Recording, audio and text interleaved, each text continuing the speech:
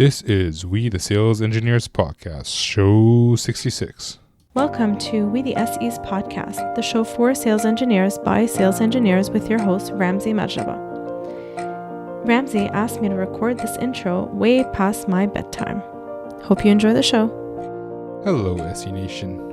We are back to interviews. Hooray! I don't have to think of anything. Well, actually, I have to think of questions, but that's neither here nor there. As long as you guys are getting value out of these, I'm very excited to do these. And I keep getting messages that, encourage me to keep going. So thank you for these messages. I really appreciate it. And as I mentioned, we're back to interviews. So my guest and I today will discuss many topics, but one of them was meetups. And this is fitting since my latest YouTube video was about finding SE jobs, and the best way to do it is to meet more people. Now, I don't know which is more surprising, the fact that I have a YouTube channel or the fact that meeting people is the best way to get any job. I hope neither one is, but if they are, well, these are two facts that now you can use for your advantage. Anyways, my guest today is Akshat Srivastava. Hopefully I didn't butcher your last name, Akshat, so forgive me if I did. But Akshat is not only a sales engineer, he's also one of the founders of SENY, which is a meetup group for sales engineers in New York. So that's something that we talk about in our discussion. Like, why has he started it? What benefit has it brought to him and the people attending? So I just killed a spider. Yeah, I'm keeping this in the recording. So we'll talk about this. We'll talk about other things as well, but this is something that you should stay tuned towards the end. That's when we talk about it. Links to everything we discuss are in the show notes, which is at wethesalesengineers.com/show66. So now let's get to the conversation. Welcome, Akshat, to the phone. Did I say your name right? Yes, it's Akshat, yes. Akshat. I should have asked that before we started the interview, but I got it, so I'm good. You did great. Yeah. All right, man. Well, how about you tell me a little bit about yourself and we'll go from there.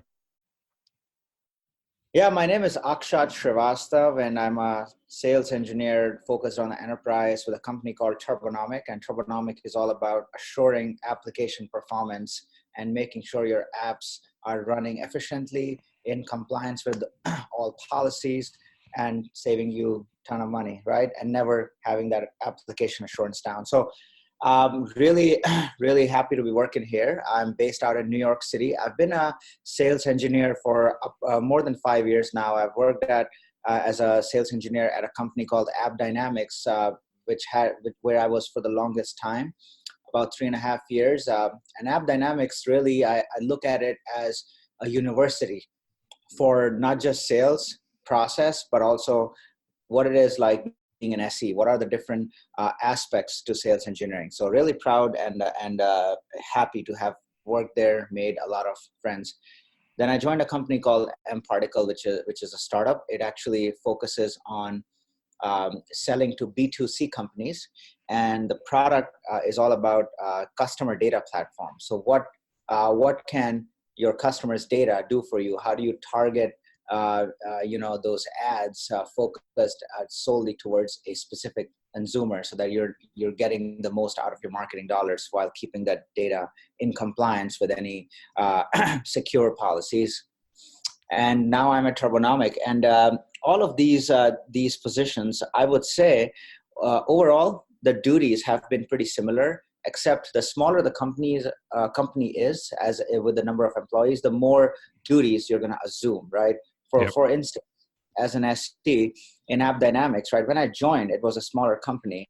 The processes were there, but the number of people was not as much. So if you have to kind of go and prepare for a meeting, you have to probably do your own research on competitive analysis and reach out to people yourself. While as the company grows, those things are more, I would say, streamlined. You have people assigned who to go to.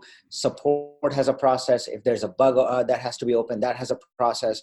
Companies that are smaller, such as, for example, mParticle, those are the duties that you'll have to assume yourself as an SE. Turbonomic, I would say, lies in between these two companies. It's a fairly medium-sized, well-established company. So there are processes defined, but yet you're going to be working under 1,000 employees in a company that has less than 1,000 employees. I would say be prepared to assume a lot of different hats as an SE.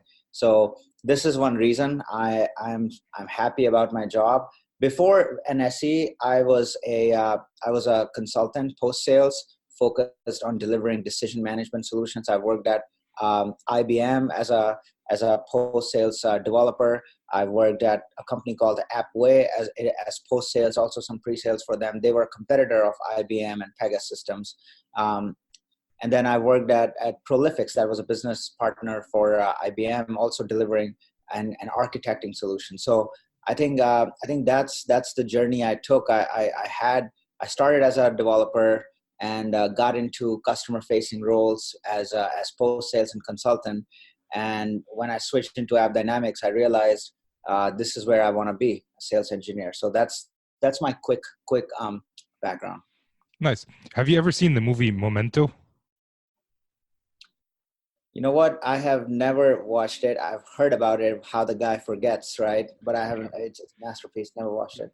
Well, the format of the movie is they started at the end and then go back one step at a time. And I feel like I just watched it with your career, where you started at the end and moved back one step at a time. So thank you for that. I do have a lot of questions to follow up. Sure. You mentioned, first off, did you enjoy putting on all those hats working for a smaller company? Or did you hate it? Or did you not care? Absolutely. I think there's many ways to answer that question. And I feel like this podcast, I need to be honest, right? So not every day will you enjoy wearing many hats. And the moments you'll enjoy it when you have a clear path that your efforts are not going to go in vain. So if everything is working, you have a clear path that your deal is going to possibly happen, you're going to love it. I absolutely love that part. Now, the problem is when there's no clear path and you feel like you're running in circles and you're doing those different things where there's no end to that and no clear path. Those are the times that I did not enjoy it. One factor that's really important is how is your management supporting you?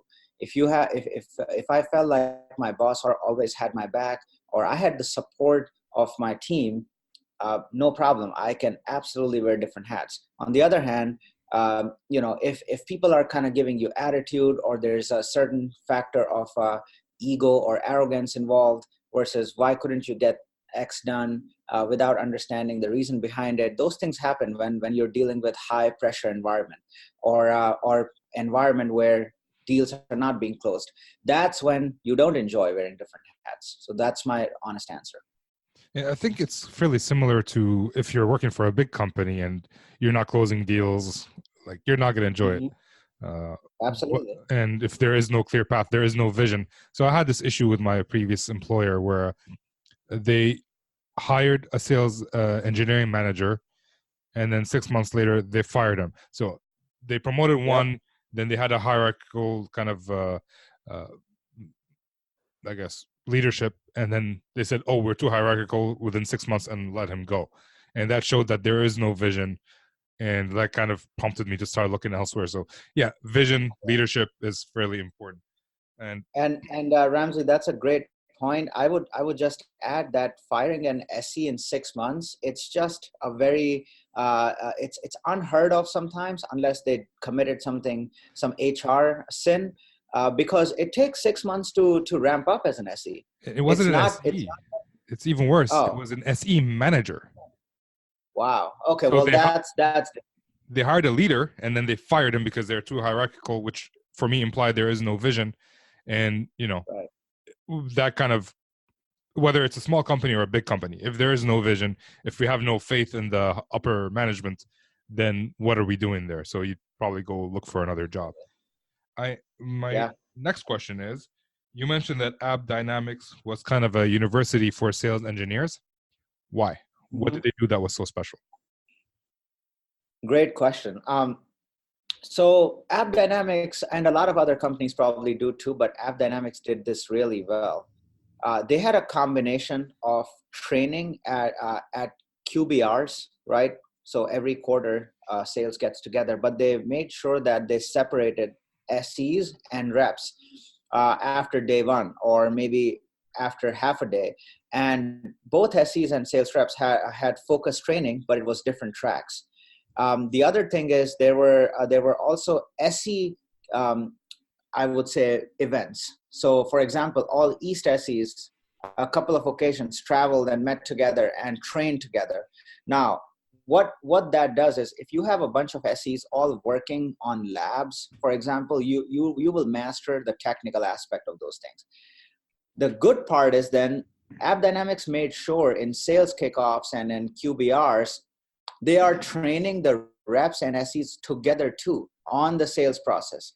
So just the fact that they really championed the technical track plus the sales track, brought in different methodologies. They used a software called Mind Tickle. So before going in, you watch videos, and there are constant updates on this Mind Tickle content. How to, if a new product comes, right, or not a new product, I would say an enhancement to a product, Mind Tickle videos on how's the competition on it, how do you sell this, how do you pitch this, for instance, constant update, and then you get points on that Mind Tickle. So you see yourself moving up the leaderboard. That kind of gives you incentive to watch more videos and so forth. So a combination of videos, on-site training with each other, with SKOs, or SKOs sales kickoff for people who are on the call, QBRs, quarterly business reviews, or just getting everyone together in the same room. And the passion that the leadership brought to enablement was amazing.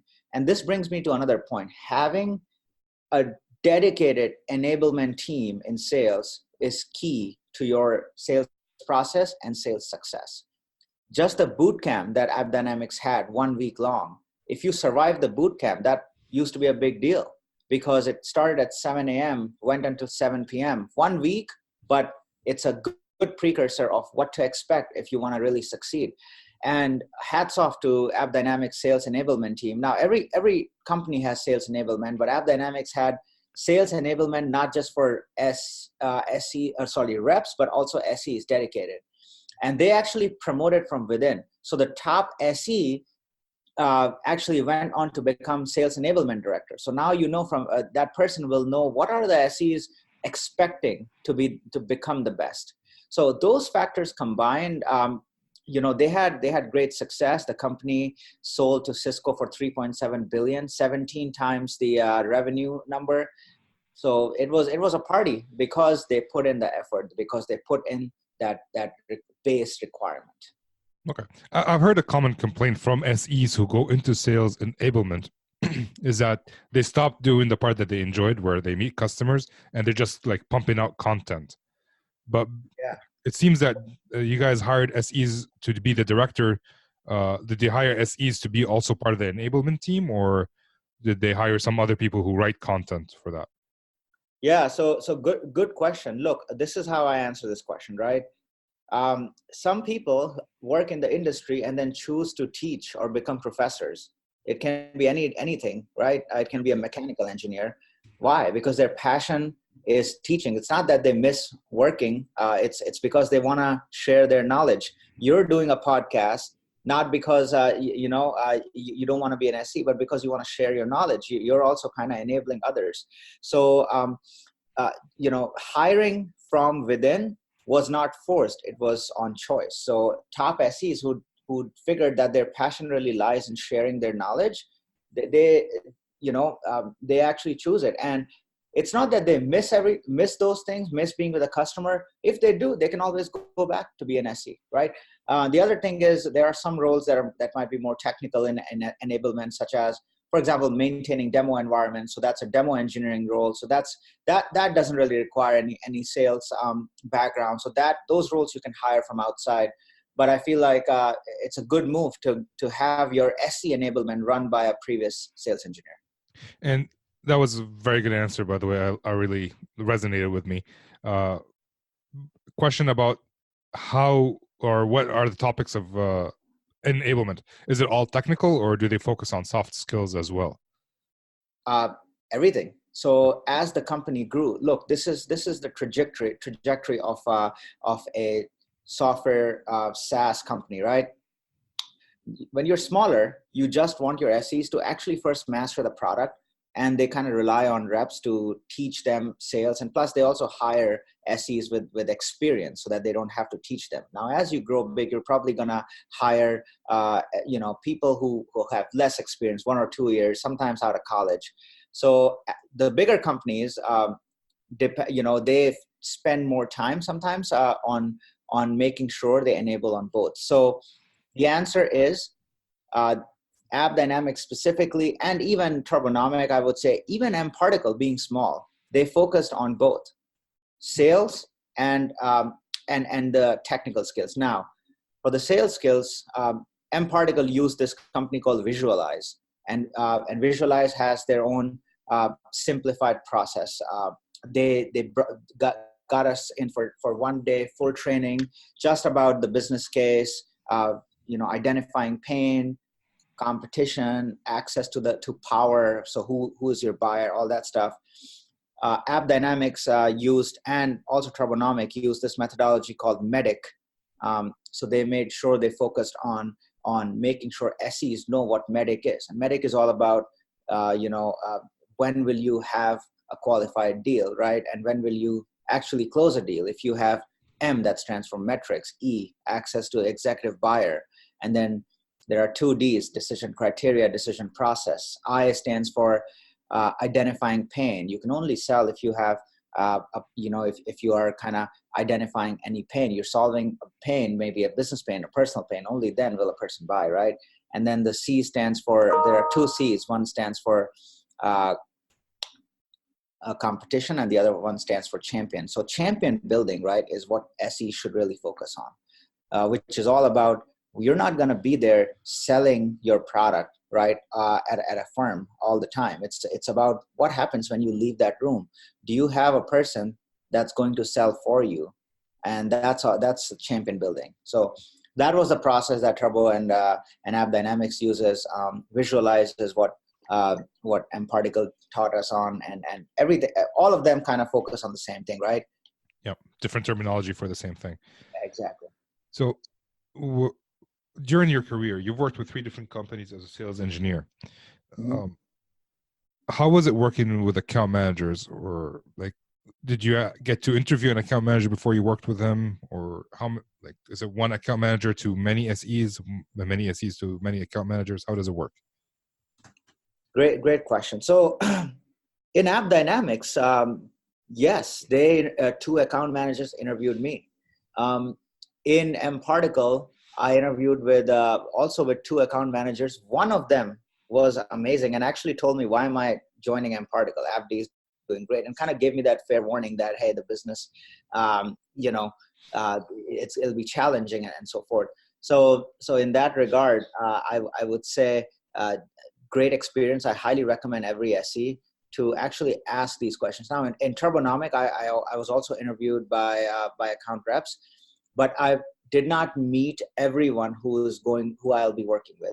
So this is what I recommend. If you are in the interview process and you've passed that barrier with initial round of interviews, people, as in your SE management, likes you, feel free to ask them who will you be working with, and definitely meet them outside, maybe for a coffee. Ask them questions on their working style. Ask them their expectations of their SE, right? I think it's really important. Look, account reps or account executives, it's all about, they view you as either a partner.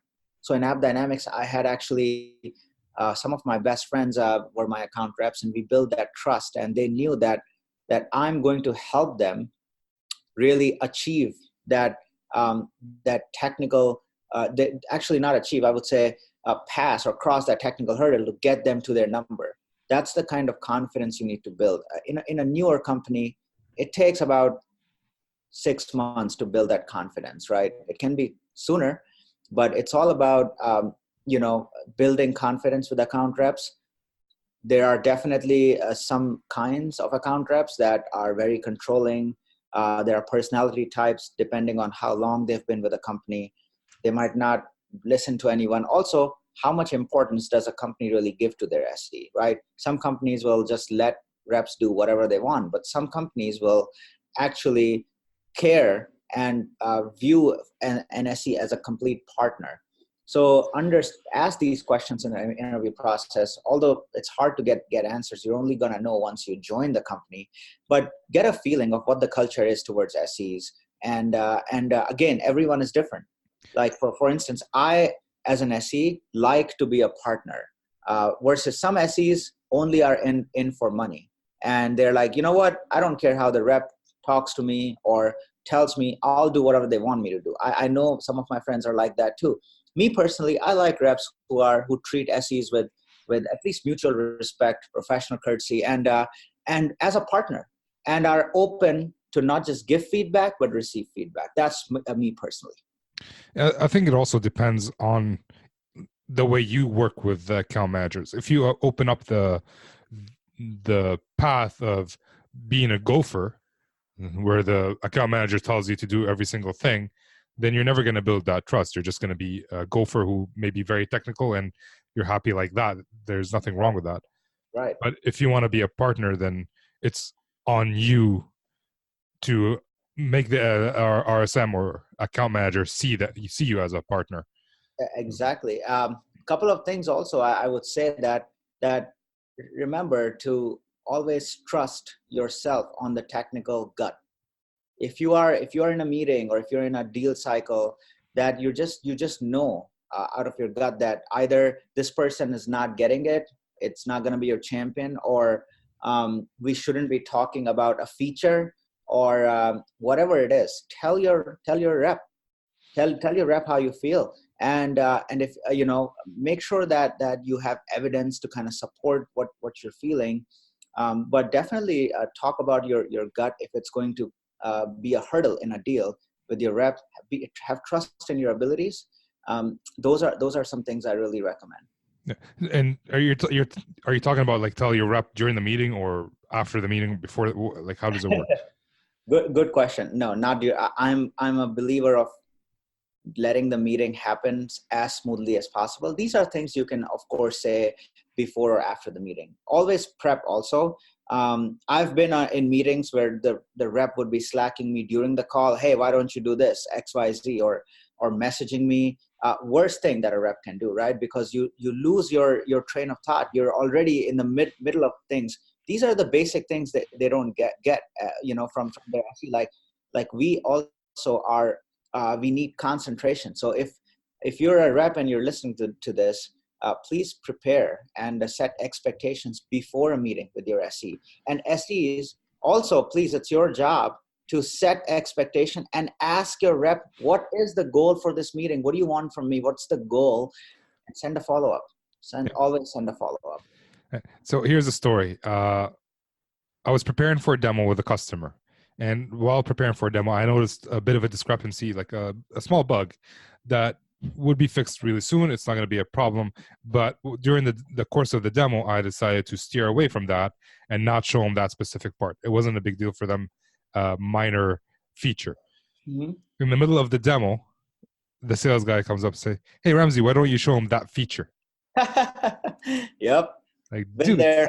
Seriously? I think every SE, like, there's nothing special about me. Every SE, if they haven't been there yet, they will be there at some point. So yes, it's the worst. At least with Slack, it's hidden. But someone says it out loud. My sales guy was technologically impaired, so which was awkward selling technology to customers. Yeah. That's fine if they're technologically impaired. You can at least tell them. Some reps will tell you what to do because they probably know the technology, been there a long time. They have seen someone else. But even then, yes, they know the technology. Learn from them, but also politely tell them that you're the engineer. You definitely know more technical stuff than they do. they know about procurement, legal, business case, but you would know more about the details of the tech. And don't be afraid to push back. I would say the best the best method is communication and keeping your management aware of these things, and also their management aware of what they're doing. Yeah, like people can't see me, but I'm nodding pretty much the entire time. The biggest key is communication. If you never tell the sales guy that pissed you off or you weren't happy with this, they will keep doing the same thing. And people should notice that the account managers are never shy to tell you what they don't like. Exactly. Yeah. So but is it the other way around? Are they okay for you to tell them what you don't like? it That's doesn't matter. You have to tell them. And if they, so I've done this in the past. I know it's your interview, but I'm going to share this story anyways, where yeah. my sales guy was doing something in a specific way that I thought was hindering deals. Like there was no qualification. Like every time the customer wanted something, like here you go, here's the demo license, play with it, right? But there is no plan for the proof of concept. Like they're going to play with it. What is the success criteria? What is this? What is that? There was nothing, none of that. So I called him into a meeting. I actually called the meeting and I told him, this is what I'm seeing.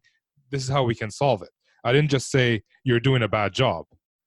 Like you, as an SE, you have to be able to, it's your job to be able to communicate with account manager effectively and not piss them off. And if they get pissed off while you're doing your best not to piss them off, it's not on you anymore. And then follow up with an email just to have it on record that you had this conversation in case it comes back and he says, oh, we never talked about this. You're not doing your job.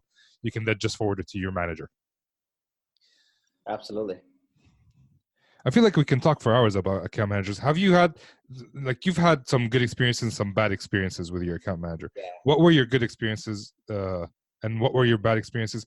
Keep in mind that we want to have time to talk about SE and Y or NYSE. So let's keep that brief so we can actually have a chat about that. I really want to talk about that. Absolutely. So good experiences with an account manager. One of my good friends, and you're listening, Dan Braun, if you're on there, great guy. We build mutual trust. He completely trusted me on the technical abilities, and we just got along. He was open to feedback. We had a lot of back and forth. It was just good because we both trusted our gut. I just had to symbol or kind of show him nonverbal, like, hey, this is where I want to go, and he would get it. Many others I've worked with, in App Dynamics. So many mentors. There's Spencer Tuttle. He taught me so much. He's a VP at App Dynamics, and just watching him and getting his feedback, just great. The way he coached was amazing. Even my boss at App Dynamics. One time I remember before a meeting we were at UBS, and my boss, his name is Jim O'Donnell. He told me, hey Akshat, when you're discussing the architecture slide, for example, don't feel that you have to sit in place. Like walk around, like go up and point things and pause. And I did it immediately when in that meeting, and he was like, wow, you actually listened to me. A lot of people I've told that to would just listen and not do it. And I was like, yes, because I thought it was so valuable, I have to do it immediately. So as long as the delivery of coaching is such, I think all SEs, all of us will do it, right? Same with reps. Like Spencer used to tell me, hey, Akshat, why don't you do X, Y, Z? And I would do it because it made total sense to me. So those are the good things. It was about respect. It was about trust. It was the delivery and the way that as a team we will grow together. So those are the good experiences. Now the bad experiences have probably been in the companies where I'm newer, right? As an SE, where people don't really know me, takes time to establish trust, and a rep sees that, oh yeah, Akshat doesn't really know the product as well. Oh man, my demo is going to suck, or he's going to jeopardize my deal, and then basically messaging me on Skype or going out to my boss, hey, look, hey, this meeting did not go well. Didn't happen many times, but things like those, if you don't come and talk to me, or the tone in which you talk is the delivery is very like attacking, those are the kind of reps I'm not going to get along with, because the mutual path here is to grow forward. And if we're not growing forward, I have no interest in speaking with you. And that's just me personally. Ramsey, I'm at the point in my career that there's so many jobs out there. I want to work with people that, as a team, we grow forward. Money is not the only thing that I go after. A lot of SEs will only go after money. Me personally, I want to work with good people. So that, if it makes sense, I want to I just wanted to highlight that. It does. Like, you're spending like, I don't know. I worked with one sales guy at a time. I only had a partnership with one sales guy, and if that sales guy was not a good guy, he like tried to make my life a living hell, I definitely would not enjoy it. Lucky for me, I've been with good salespeople, so I was able to interact. They all have their flaws. No one's perfect, but as long as they're open to your opinions and you're open to theirs, it's a two-way street. If you're both coachable, then it's a great relationship. If they're making your life a living hell and you're going to come home every night and complain to your wife, at some point your wife is going to stop listening. Exactly. Right? So exactly. And and as an SE, you need to, your best, or we are best when we feel motivated. So I would say, I will actually give props to even my boss here at Turbonomic, Ido Abneri, always having your back and listening and being such a supportive, amazing mentor. Those things then uplift you. So I would say, if you're a manager and listening to this podcast, definitely make sure you tell your SEs that you have their back, and that would go a long way. Awesome. All right. So transitioning to NYSE, is it? No, it's actually SENY. NYSE. I keep getting, NYSE stands is another meetup. New York software engineers. It's funny that so that's where SENY, Sales Engineers of New York, came. All right. So what is it? Let's start with that. Absolutely. So Sales Engineer of New York is the premier community of sales engineers, solution consultants, and any aspiring pre-sales engineers in the New York City area. By community, I mean it's a meetup group that started a year ago, and it has grown into a Slack channel, LinkedIn. It's a whole community.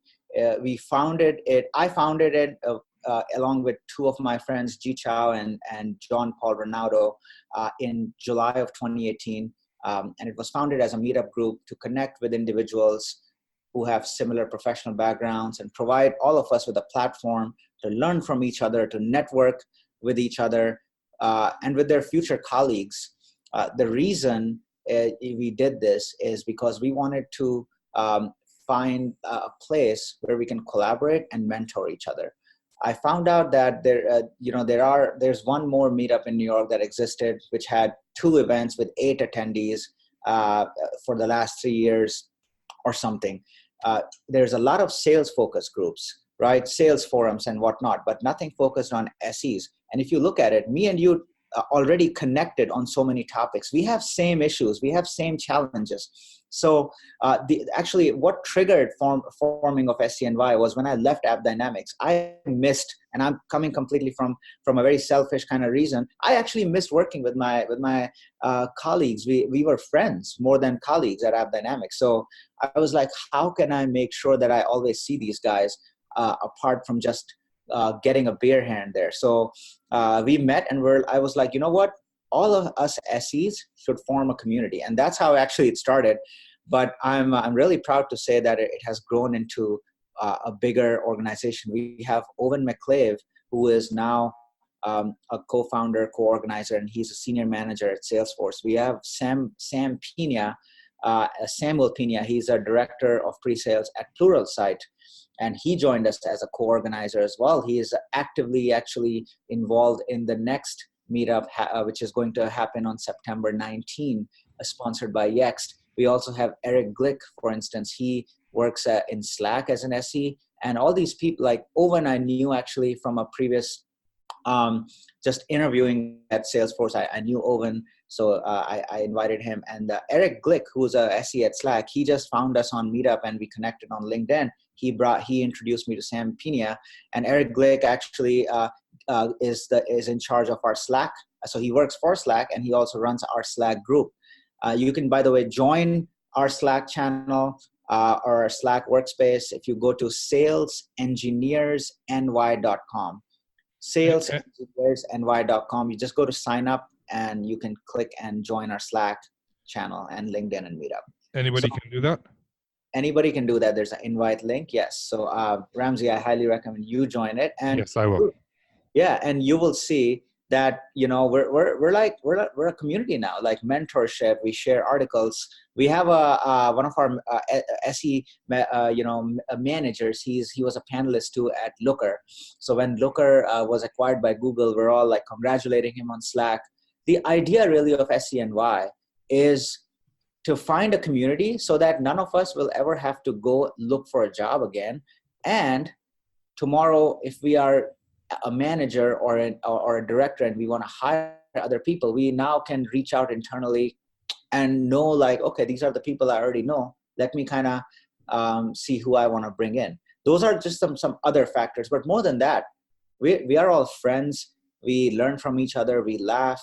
We share the same career aspirations and goals. So it's really good to have that. And the other aspect is, if you are not an SE and you want to be an SE, I want to call out this individual called John Tan. He's a software engineer at Chase, and he wants to move into pre-sales.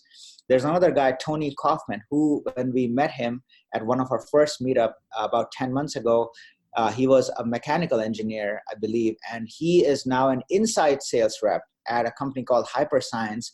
And he credits us, and I don't want to take any credit, but he actually wrote on our website, salesengineersny.com, in the testimonial that how meeting us kind of helped him make that decision to jump into sales. So this is where the other aspect is, that if you're not an SE and you have no path on how to become an SE, join us, come talk to us, because I wish this existed when I was interviewing. No one told me what to expect. No one told me what the job is. So I'm so proud that we're actually affecting people's career trajectories. We're inspiring them, and it's all about making everyone's lives better. All right. So I just joined you on Slack and LinkedIn, so you should go and approve that. Amazing. Please. I should get a Slack bot message as soon as you're in Slack. Perfect. And I will approve you on LinkedIn too. Amazing. Yep.